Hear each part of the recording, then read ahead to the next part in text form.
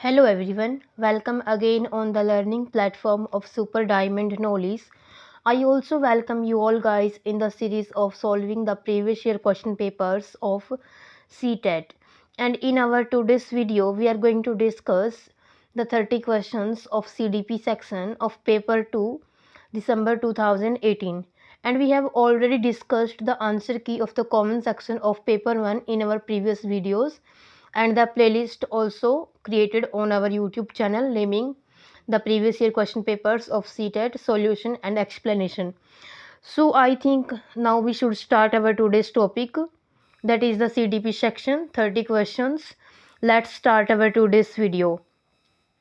The first question is on the screen and the session will be bilingual, and if you like the video then don't forget to like and share the videos to your relatives, those who are preparing for this exam, and also share and subscribe our YouTube channel. Let's start.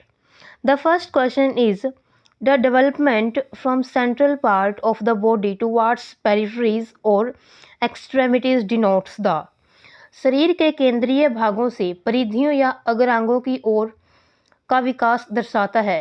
यानी कि शरीर के बीच वाले भाग से लेकर के, जैसे ये हमारी बॉडी होती है, ये हाथ पाँव और ये सिर, यानी कि जो बीच से लेकर के जब हमारा जो डेवलपमेंट है वो हाथों पैरों की तरफ, मतलब सेंटर से वो बाहर की तरफ जाता है, तो फिर उस प्रकार के विकास को क्या बोलते हैं?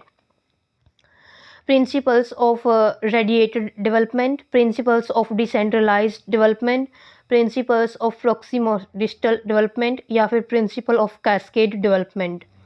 सो गाइज, जो इसका करेक्ट आंसर होगा वो होगा ऑप्शन नंबर 3, मध्य बाह्य विकास के सिद्धांतों को, यानी कि principles of proximo distal development. First question का 3rd ऑप्शन करेक्ट आंसर रहेगा। The next question is, school is an institution of socialization of children where. School एक ऐसी संस्था है समाजीकरण की जहाँ पर ऑफ चिल्ड्रन, बच्चों के समाजीकरण की संस्था है, जहाँ पर school children occupy the central position, यानी कि स्कूली बच्चों का विशेष स्थान होता है, या फिर school routines occupies the central position, या फिर जो स्कूल में जो दिनचर्या होती है उसका ही इम्पोर्टेंट स्थान होता है। School activities occupy the central position, यानी कि स्कूल की जो गतिविधियाँ होती हैं उनका प्रमुख स्थान होता है, या फिर school teachers occupy the central position, प्रमुख स्थान स्कूल के शिक्षकों का होता है। इसका जो करेक्ट आंसर होगा गाइस वो होगा option number 1, school children occupy the central position, प्रमुख स्थान स्कूली बच्चों का होता है। ऑप्शन नंबर 1 इसका करेक्ट आंसर रहेगा। If you join a teacher fraternity and choose to dress like most of the others in your group, you are exhibiting। जब आप एक शिक्षक समूह से जुड़ते हैं और अपने समूह के अन्य लोगों की तरह ही पोशाक धारण करते हैं, तो आप क्या प्रदर्शित कर रहे होते हैं? ग्रुप आइडेंटिटी, कि इससे आपके ग्रुप की पहचान है, या फिर ओबीडियंस, आप अपने समूह की आज्ञाकारिता का पालन कर रही हैं, या फिर कंप्लायंस, समूह के निर्देशों का आप अनुपालन कर रही हैं, या फिर कन्फर्मिटी। इसका जो गाइस करेक्ट आंसर होगा वो होगा ऑप्शन नंबर 4, समूह के अनुरूप। यानी कि हम वो ड्रेस जो, जब भी हम किसी टीचर ग्रुप से जुड़ रहे हैं, अगर हम वो कोई ड्रेस अगर ग्रुप के लिए निर्धारित की गई है और उसी ड्रेस को हम अपना रहे हैं, तो हम समूह की अनुरूपता का पालन कर रहे हैं। वी आर कन्फर्मिटी को हम दर्शा रहे हैं कि ऑप्शन नंबर 4 इसका करेक्ट आंसर रहेगा। Question number 4, the concept of object permanence, यानी कि वस्तु स्थायित्व की अवधारणा, is attained during Piaget's dash stage of development. पियाजे के विकास की जो संज्ञानात्मक विकास का सिद्धांत उन्होंने दिया था, जो ऑब्जेक्ट परमानेंसी है वो किस स्टेज में आ जाती है? सेंसरी मोटर, संवेदी गामक में, प्री ऑपरेशनल पूर्व परिचालन में, कंक्रीट ऑपरेशनल मूर्त परिचालन में, या फिर फॉर्मल ऑपरेशनल औपचारिक परिचालन में। तो जो इसका करेक्ट आंसर होगा वो होगा संवेदी गामक, जो कि जन्म से लेकर के 2 वर्ष तक की अवस्था होती है। इसमें बच्चे में ऑब्जेक्ट परमानेंसी आ जाती है, यानी उसके दिमाग में किसी भी ऑब्जेक्ट को लेकर के माइंड मैप्स बनने स्टार्ट हो जाते हैं।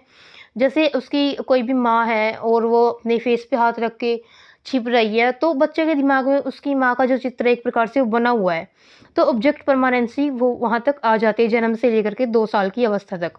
ऑप्शन नंबर 1 इसका करेक्ट आंसर रहेगा। Question number 5, individualized educational program is planned for the perspective of. व्यक्तिगत शिक्षा कार्यक्रम की योजना डैश के संदर्भ में बनाई जाती है, यानी कि वो किसको ध्यान में रखते हुए बनाई जाती है, जो भी इंडिविजुअलाइज्ड यानी कि व्यक्तिगत, यानी कि हर एक व्यक्ति की जो ज़रूरत को देखते हुए जो एजुकेशनल प्रोग्राम बनाया जाता है, वो किसको संदर्भ में रखकर बनाया जाता है? स्पेशल एजुकेशन प्रोग्राम, विशेष शिक्षा कार्यक्रम, चाइल्ड सेंटर्ड एजुकेशन प्रोग्राम, या फिर ओपन स्कूल एजुकेशन प्रोग्राम, या फिर ई लर्निंग एजुकेशन प्रोग्राम। जो इसका एग्जैक्ट आंसर होगा वो होगा चाइल्ड सेंटर्ड एजुकेशन प्रोग्राम, यानी कि बाल केंद्रित शिक्षा कार्यक्रम। ऑप्शन नंबर 2 इसका करेक्ट आंसर रहेगा। Question number 6, between dash months of age most children begin to combine words into short sentences while speaking.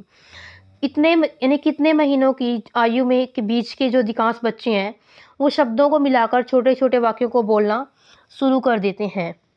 12 से 18, 18 से 24, 24 से 30, या फिर 30 से 36। इसका जो सही आंसर है वो 18 से 24, यानी कि 1.5 से 2 साल के बच्चे हैं जो छोटे छोटे शब्दों को मिलाकर कुछ वाक्य बोल लेते हैं। इसका जो करेक्ट आंसर होगा वो ऑप्शन नंबर 2 होगा। The concept of intelligence quotient और IQ वाज डेवलप्ड बाई। बुद्धि लब्धि का IQ की जो अवधारणा है वो किसके द्वारा दी गई थी? गाल्टन के द्वारा, बिने के द्वारा, स्टर्न के द्वारा, या फिर टर्मन के द्वारा? इसका जो एग्जैक्ट आंसर है वह ऑप्शन नंबर 3 स्टर्न। सबसे पहले IQ का जो कंसेप्ट था, द कंसेप्ट ऑफ IQ या फिर intelligence quotient can say was given by Stern. Question number 8, creativity is thought to be related to the concept of. जो सृजनात्मकता है, क्रिएटिविटी है, यानी कि कुछ नया करने की सोच एक प्रकार से, को डैश की अवधारणा से संबंधित माना जाता है? फ्लूइड इंटेलिजेंस, या फिर क्रिस्टलाइज्ड इंटेलिजेंस, कन्वर्जेंट थिंकिंग, या फिर डाइवर्जेंट थिंकिंग? इसका जो करेक्ट आंसर होगा वो होगा डाइवर्जेंट थिंकिंग, यानी कि विविध सोच, यानी कि अलग अलग तरीकों से सोच ना, एक प्रकार से वो सृजनात्मकता की अवधारणा से ही संबंधित माना जाता है। जो गाइस फ्लूइड इंटेलिजेंस होती है, ये हमारी एबिलिटी होती है to learn, to assess and navigate new situation, यानी हम जब किसी नई सिचुएशन के बारे में सोचते हैं, उसको असेस करते हैं, उसका आकलन करते हैं, उसके बारे में बातचीत करते हैं, वो फ्लूइड इंटेलिजेंस होती है। और जो क्रिस्टलाइज्ड इंटेलिजेंस होती है, क्रिस्टलाइज्ड इंटेलिजेंस ये हमारी नॉलेज को एक्यूमुलेट करती है, दैट हम कितना रिकॉल कर सकते हैं किसी भी चीज़ को, कितना हम याद कर सकते हैं, तो उस चीज़ के बारे में होती है ये। ऑप्शन नंबर 4 इस क्वेश्चन का सही आंसर रहेगा। Question number 9, the acceptable sound combinations of a language are specified in its dash rules. किसी भाषा के स्वीकृत ध्वनि संयोजकों को इसके डैश नियमों के अंतर्गत बताया जाता है? फोनोलॉजिकल, यानी कि ध्वनि संबंधी, ग्रामेटिकल, यानी कि व्याकरणिक, सिंटैक्टिक, यानी कि वाक्यात्मक, इसका जो वाक्य विन्यास होता है, या फिर इन्फ्लेक्शन, विभक्ति विषयक? इसका जो करेक्ट आंसर है वो है गाइस फोनोलॉजिकल, यानी कि साउंड से संबंधित, और व्याकरणिक ग्रामेटिकली, सिंटैक्टिकली, यानी कि किसी भी वाक्य का विन्यास है, उसका जो स्ट्रक्चर है वो कैसे होगा, सबसे पहले सब्जेक्ट, फिर हेल्पिंग वर्ब, फिर मेन वर्ब, फिर ऑब्जेक्ट, तो ये सिंटैक्टिक होता है, यानी कि वाक्य विन्यास, इन्फ्लेक्शन विभक्ति विषयक होता है। इसका ऑप्शन नंबर 1 करेक्ट आंसर रहेगा। Question number 10, the position where thought patterns are influenced by language is called. जब सोचने की प्रक्रिया किसी भाषा के द्वारा प्रभावित होती है तो उसको क्या बोला जाता है? कल्चरल टेंडेंसी, यानी कि सांस्कृतिक प्रभावित, लिंग्विस्टिक डिटर्मिनेशन, यानी कि भाषा निर्धारित, कॉग्निटिव बायस, यानी कि संज्ञानात्मक पक्ष, सोशो लिंग्विस्टिक जेनेसिस, यानी कि सामाजिक भाषाई उद्धृत? इसका जो करेक्ट आंसर है वो है भाषाई निर्धारित, यानी कि लिंग्विस्टिक डिटर्मिनेशन होता है जब भी सोचने की प्रक्रिया किसी भाषा के द्वारा प्रभावित होती है तो वो भाषा निर्धारित होती है। ऑप्शन नंबर 2 इसका करेक्ट आंसर है। Question number 11, Ravi repairs appliances by testing hypothesis about the cause of the malfunction based on his experience with the symptom he uses। अपने अनुभवों और लक्षणों के आधार पर उपकरणों में खराबी के कारण की परिकल्पना का परीक्षण कर रवि उपकरणों की मरम्मत करता है। वह उपयोग करता है, वो किस चीज़ का उपयोग कर रहा है?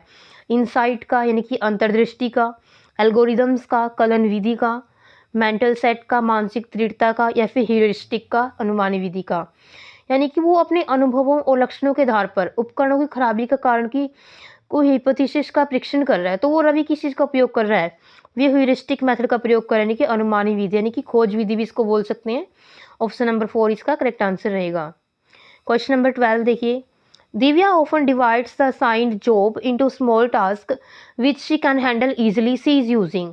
जो दिव्या है किसी भी दिए गए काम को करती है तो वो छोटे छोटे हिस्सों में उसको विभाजित करके आसान बना लेती है, तो वे किस चीज़ का उपयोग कर रही है, रिडक्शनिज्म यानी कि कम कर रही है वो अपने काम को, सेकेंडरी इलेबोरेशन यानी कि वो द्वितीयक विषारण विधि का प्रयोग कर रही है, सब गोल एनालिसिस यानी कि वो अपने छोटे छोटे गोल में तोड़ रही है उसको उपलक्ष्य विश्लेषण विधि का प्रयोग कर रही है, या फिर फंक्शनल फिक्सनेस क्रियात्मक जड़ता नियामक विधि।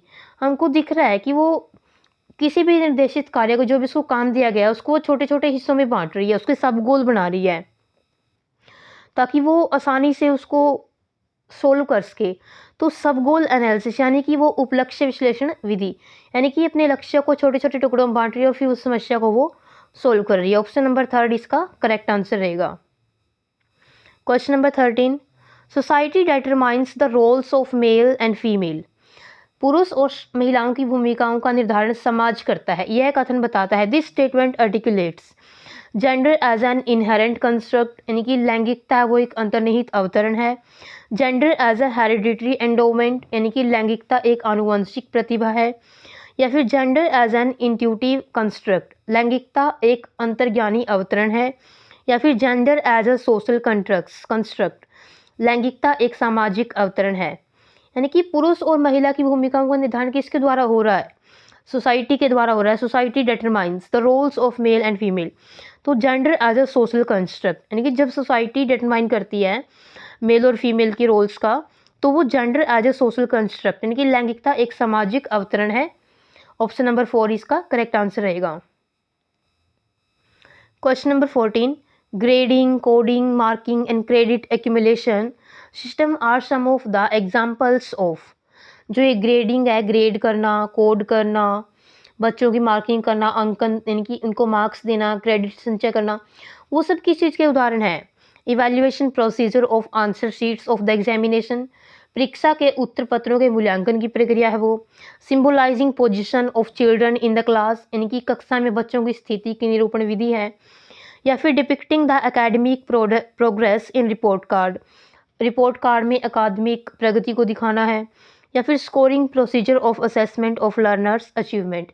इसका जो करेक्ट आंसर है वो गाइस ऑप्शन नंबर 4, यानी कि ये scoring procedure of assessment of learners achievement, यानी कि अधिगमकर्ताओं की उपलब्धि के आकलन की गणन विधि है, उसकी स्कोरिंग प्रोसीजर है ये। ऑप्शन नंबर 4 इसका करेक्ट आंसर रहेगा। Question number 15, assessment of learners achievement helps the teacher to. अधिगमकर्ताओं की उपलब्धि का आकलन, यानी कि जब कोई भी टीचर है, कोई भी शिक्षक है, उसके जो लर्नर है, उसके जो स्टूडेंट है, उनकी उपलब्धि को आकलन करता है, तो वो किस चीज़ में सहायता करता है। Maintain the performance record of the learner, यानी कि अधिगमकर्ताओं का जो प्रदर्शन रिकॉर्ड है उसको रखने में हेल्प करता है। या फिर evaluate the effectiveness of pedagogy, यानी कि शिक्षण अधिगम विधियों की प्रभावशीलता का मूल्यांकन करने में। या फिर make ability grouping of learner in the classroom, कक्षाओं में अधिगमकर्ताओं को एक क्षमता ग्रुप, यानी कि बच्चों को उनकी एबिलिटी के आधार पर बांट देना, यानी कि ये बच्चे होशियार हैं, ये नालायक हैं, उस चीज़ में बच्चों को एक प्रकार से एबिलिटी ग्रुपिंग कर देना। या फिर prepare activity log for teaching, शिक्षण के लिए गतिविधियों की सूची तैयार करने में। इसका जो करेक्ट आंसर होगा guys assessment of learners achievement, यानी कि जो अधिगमकर्ताओं की उपलब्धियां हैं, यदि उनको कोई भी टीचर आकलन कर रहा है, उनको असेस कर रहा है, तो वो उसकी किस चीज़ में हेल्प कर रहा है, वो उसकी to evaluate the effectiveness of pedagogy, यानी कि जो विधि उसने बच्चों को पढ़ाने के लिए इस्तेमाल किया है वो कितनी इफेक्टिव रही है, उस चीज़ के बारे में वो शिक्षक की सहायता करता है उस चीज़ के बारे में जानने में। ऑप्शन नंबर 2 इसका करेक्ट आंसर रहेगा। Question number 16, inclusive education is based on the principle of. जो समावेशी शिक्षा है वो डैश के सिद्धांत पर आधारित है। सोशल इक्विलिब्रियम, यानी कि सामाजिक संतुलन। इक्विटी एंड इक्वल अपॉर्चुनिटीज, समता एवं समान अवसर। सोशल एग्जिस्टेंस एंड ग्लोबलाइजेशन, सामाजिक अस्तित्व एवं वैश्वीकरण। या फिर वर्ल्ड ब्रदरहुड, विश्व बंधुता। जो ये समावेशी शिक्षा, यानी कि समावेशी का शब्द का मतलब ही क्या है, यानी कि सभी बच्चों का समावेशन एक ही कक्षा में, यानी कि किसी भी बच्चे में किसी भी आधार पर कोई भेदभाव नहीं करना, उनको इंक्लूसिव एजुकेशन प्रोवाइड करनी है। तो वो समता और समान अवसर प्रोवाइड कर रहे हैं, equity and equal opportunities. Option number 2 इसका करेक्ट आंसर रहेगा। Question number 17, the rights of persons with disability, यानी कि दिव्यांगजन अधिकार अधिनियम वो किस वर्ष पारित हुआ था? 1992, 1995, 1999 या फिर 2016? जो क्वेश्चन नंबर 17 का एग्जैक्ट आंसर है वो ऑप्शन नंबर 4 2016, यानी कि the right of persons with disabilities. आप इसको ऐसे याद कर सकते हो, RPWD, यानी कि the rights of persons with disability. ये 2016 में इनेक्टेड हुआ था, तब लागू हुआ था। और अगर क्वेश्चन ये पूछ लिया जाए कि यानी कि PWD यानी कि पर्सन्स विद डिसेबिलिटी, तो उसका आंसर रहेगा 1996। PWD पूछ लिया जाए पर्सन्स विद डिसेबिलिटी तो 1996 आएगा। यदि RPWD पूछ लिया जाए तो 2016 आएगा। Question number 18, children with individual differences should be taught in a school having teachers. व्यक्तिगत विविधता वाले बच्चों को पढ़ाने के लिए ऐसे विद्यालय होने चाहिए जहां शिक्षक, यानी कि व्यक्तिगत विविधता यानी कि बच्चे समान नहीं है, उनमें डिफरेंस है, किसी मतलब उनकी जो सीखने की क्षमता है वो अलग अलग है, कोई जल्दी सीख लेता है, कोई आराम से सीखता है। तो ऐसे बच्चों को पढ़ाने के लिए ऐसे विद्यालय होने चाहिए जहाँ पर शिक्षक to teach in different sections of classroom based on their individual difference, अलग अलग आधार पर वर्गों में पढ़ा सकें, कि अलग अलग सेक्शन बनाई जाए कि ये बच्चे होशियार हैं तो इनको A सेक्शन में रख दो, ये वीक है तो इनको B सेक्शन में रख दो। ऐसे विद्यालय होने चाहिए और ऐसे शिक्षक उनको टीच करे। Train to use different pedagogy to meet their diverse learning needs, विविध अधिगम आवश्यकताओं के अनुसार विभिन्न शिक्षण अधिगम प्रविधियों का प्रयोग करने में प्रशिक्षित हों। या फिर train to teach children with specific individual difference, विशिष्ट व्यक्तिगत विविधताओं वाले बच्चों को पढ़ाने के लिए प्रशिक्षित हों। Trained to make them homogeneous learner, यानी कि बच्चों को समरूप अधिगम करता है, यानी कि सभी को एक समान बना दो, ऐसे इस काम को करने में वो ट्रेन हुआ टीचर। इसका जो करेक्ट आंसर होगा वो होगा ऑप्शन नंबर 2, विविध अधिगम आवश्यकताओं के अनुसार विभिन्न शिक्षण अधिगम प्रविधियों का प्रयोग करने में प्रशिक्षित हों। Train to use different pedagogy to meet their diverse learning needs, option number 2 इसका करेक्ट आंसर रहेगा। क्वेश्चन नंबर 19 देखिए, the right of children to free and compulsory education act 2009 ensures the rights of children with disabilities to free education from, निःशुल्क एवं अनिवार्य बाल शिक्षा अधिकार अधिनियम 2009 दिव्यांग बच्चों की निःशुल्क शिक्षा के अधिकारों को सुनिश्चित करता है। तो वो उनका एज ग्रुप कब से कब तक का होता है? 6 year to 18 years, 3 years to 18 years, 6 years to 14 years या फिर 6 ईयर्स टू 22 ईयर्स। इसका जो गाइस करेक्ट आंसर होगा वो होगा ऑप्शन नंबर 1, 6 वर्ष से 18 वर्ष तक के बच्चों के लिए। यानी कि दिव्यांग बच्चों की पूछा गया निःशुल्क शिक्षा तो 6 से 18 वर्ष के बच्चे आएंगे, और यदि वो नॉर्मल बच्चों की पूछ रहा है यानी कि सामान्य बच्चे हों तो उसके लिए 6 से 14 वर्ष के आएंगे, यानी कि 6 वर्ष से लेकर 14 वर्ष तक के बच्चों को निःशुल्क और अनिवार्य शिक्षा दी जाए अगर बच्चे सामान्य हैं तो। यदि बच्चे दिव्यांग हैं तो उनके लिए 6 वर्ष से 18 वर्ष तक के लिए निःशुल्क शिक्षा प्रोवाइड करवाई जाए। ऑप्शन नंबर 1 इसका करेक्ट आंसर रहेगा।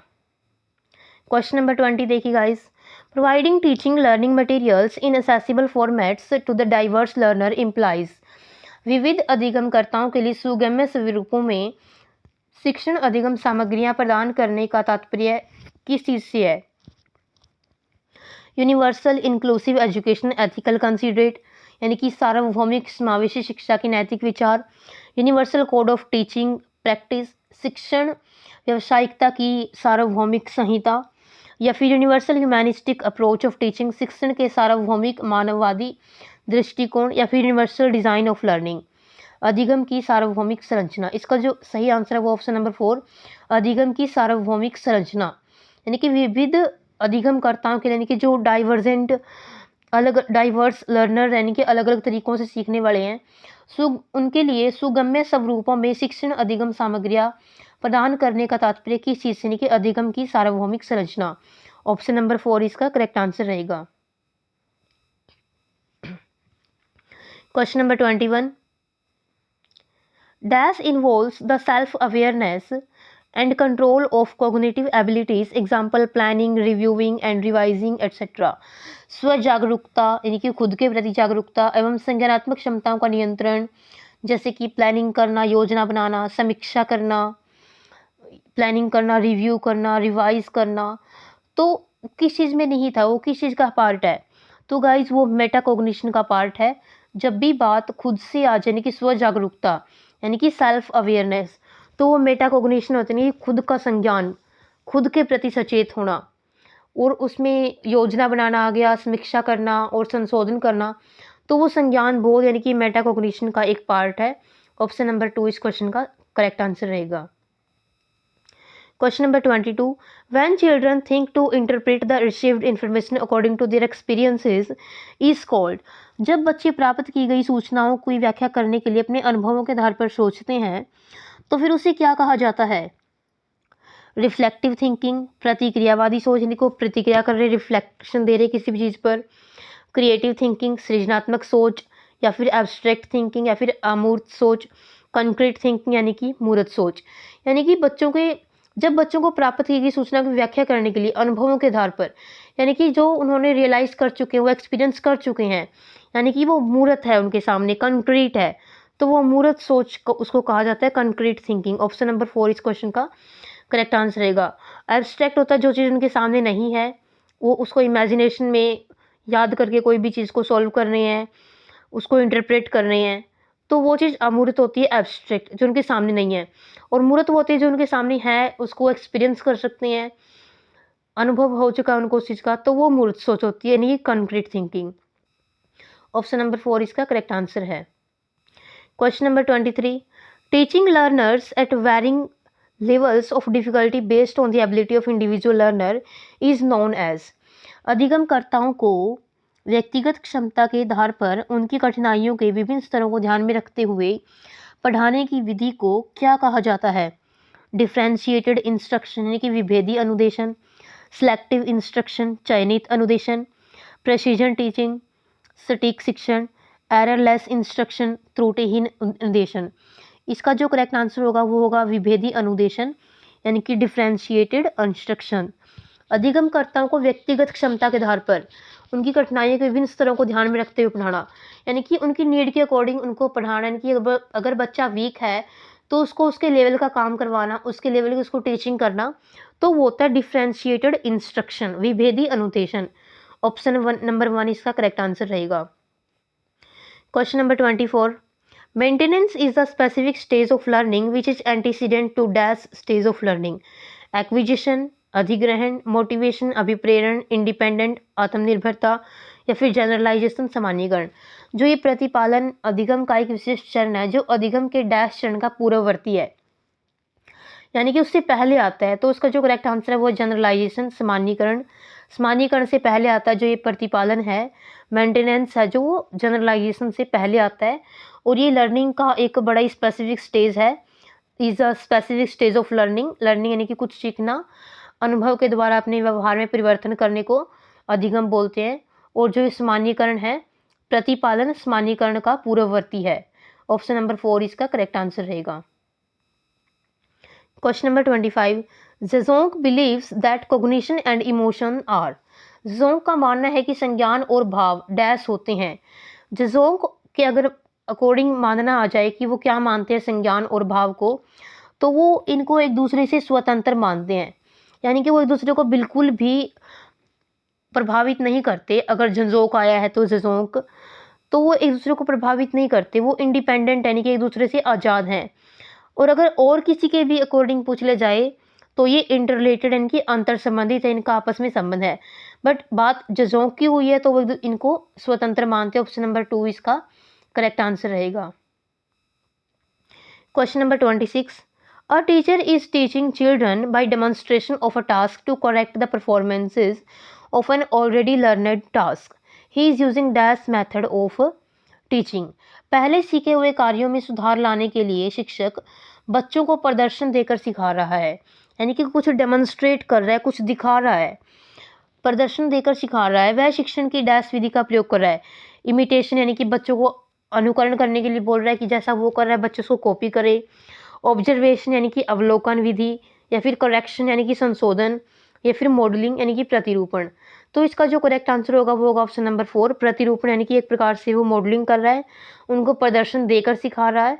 तो वो ऑप्शन नंबर 4 इसका करेक्ट आंसर रहेगा, वो मॉडलिंग मेथड का प्रयोग कर रहा है, टीचिंग की मॉडलिंग मेथड का वो इस्तेमाल कर रहा है। Question number 27, according to Mann and Janis decision maker children analyze the problem, list the alternatives and weigh each option for its advantages and disadvantages. His behavior reflects. Mann और Janis के अनुसार निर्णय लेने वाले बच्चे समस्या का विश्लेषण करते हैं, विकल्पों की सूची बनाते हैं और इसके फायदे और नुकसान के प्रत्येक पहलू पर वो विचार करते हैं। उनका जो ये व्यवहार है वो क्या चीज़ प्रस्तुत कर रहा है,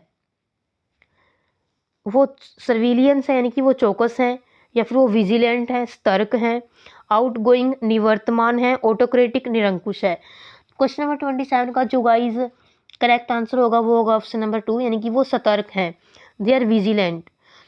निर्णय लेने वाले बच्चे जो भी ये डिसीजन मेकर चिल्ड्रन होते हैं वो पहले समस्या का विश्लेषण करते हैं, उसके बाद विकल्पों की सूची बनाते हैं, फिर इसके फायदे और नुकसान, इसके प्रत्येक पहलू पर, on the every aspect of, इसके फायदे पर भी इसके नुकसान पर भी वो सोच विचार करते हैं। तो वो किस उसका क्या व्यवहार उनका इससे प्रदर्शित हो रहा है, तो वो सतर्क है यानी कि विजिलेंट है। ऑप्शन नंबर 2 इसका करेक्ट आंसर रहेगा। Question number 28, in dash thinking a child as a problem solver evaluates the truth और लाइकलीहुड ऑफ स्टेटमेंट। एक समस्या सुधारक बच्चा डैश विचार के आधार पर कथनों की सच्चाई या संभावना का मूल्यांकन करता है। सृजनात्मकता के विचार के आधार पर, सौंदर्य बोध यानी कि एस्थेटिक, एब्स्ट्रैक्ट, अमूर्त, या फिर लॉजिकल तार्किक। जब भी वो किसी कथनों की सच्चाई या संभावना का मूल्यांकन करता है तो वो उसकी तार्किक विचार के आधार पर उसको मूल्यांकन कर रहा है कि वास्तव में ट्रूथ है या फिर कोई संभावना है या फिर कोई पॉसिबिलिटी है। ऑप्शन नंबर 4 इसका करेक्ट आंसर रहेगा। Question number 29, the task in which the children get experience while enjoying themselves is known as. जिस दिए गए कार्य को करते समय बच्चे स्वयं आनंद लेते हुए अनुभव प्राप्त करते हैं उसे डैश कहा जाता है। Drill and practice task, drill और अभ्यास कार्य, consumer type task, producer type task, निर्माणात्मक प्रकार का कार्य, फिर प्रॉब्लम टाइप टास्क, समस्यात्मक प्रकार का कार्य। इसका जो करेक्ट आंसर होगा गाइस वो होगा option number 2, consumer type task, यानी कि उपभोक्ता प्रकार का कार्य है। जिस दिए गए कार्य को करते समय बच्चे एंजॉय करते हैं और एक्सपीरियंस प्राप्त करते हैं तो वो कंज्यूमर टाइप टास्क है। निर्माणात्मक ये टीचर करता है, जो ये प्रॉब्लम टाइप टास्क है वो उनके सामने जो भी प्रॉब्लम होती है उसको बेस बना करके उसको सॉल्व करते हैं। ऑप्शन नंबर 2 इसका करेक्ट आंसर रहेगा, यानी कि जो बच्चे हैं वो उपभोक्ता प्रकार का कार्य कर रही हैं, उसको एंजॉय करते हुए किसी भी काम को वो कर रही हैं। Question number 30, multi sensory approach in teaching learning is the simultaneous use of visual, auditory, tactile and dash senses to enhance learning. बहुसंवेदी शिक्षण अधिगम की प्रविधि में अधिगम संवर्धन हेतु, यानी कि अधिगम अच्छा हो, ज़्यादा से ज़्यादा हो, दृश्य, श्रव्य, स्पर्श और डैश संवेदनाओं का प्रयोग एक साथ किया जाता है। तो उसको क्या बोला जाता है? काइनेस्थेटिक यानी कि गतिबोधक, वेस्टिब्यूलर कर्णकोटर, परसेप्चुअल प्रत्यक्षीकरण, ऑब्जर्वेशनल यानी कि अवलोकन। इसका जो करेक्ट आंसर है गाइज वो ऑप्शन नंबर 1 यानी कि गतिबोधक। So guys, this was our today's topic that we discussed. We discussed total 30 questions of CDP section. And if you like the video, then don't forget to like and share the video, and also subscribe our YouTube channel and press the bell icon also. So this was for today's video. Meet you in the next interesting video. Till then, take care. Bye bye. Have a nice day. Thanks for watching the video.